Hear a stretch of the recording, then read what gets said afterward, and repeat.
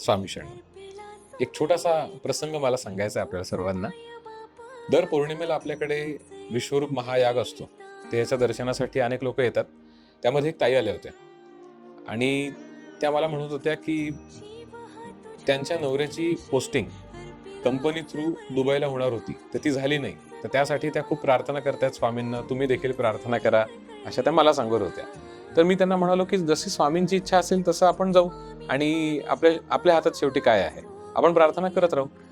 तर काही कालावधीनंतर म्हणजे हे सगळा प्रसंग मी विसरून गेलो आणि याच दरम्यान त्यांच्या मिस्टरांची म्हणजे त्यांच्या नवऱ्याची पोस्टिंग होणार होती.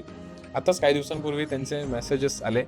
ते वाचून मला लक्षात आले की श्री स्वामी समर्थ आपले परमात्मा स्वामी कशी कृपा करतात. त्या मेसेजमध्ये त्यांनी असा उल्लेख केला की या दरम्यान आम्ही तिथे असायला हवं होतं, पण आता मला कळतंय की स्वामी काही गोष्टी का करत नाहीत, काही गोष्टी आपण मागितलेल्या का पूर्ण करत नाहीत, कारण त्यांची योजना खूप मोठी असते. आणि आज आपल्याला माहितच आहे की त्या ज्या ठिकाणी जायचं म्हणत होत्या तिकडे आज सगळी युद्धजन्य परिस्थिती आहे.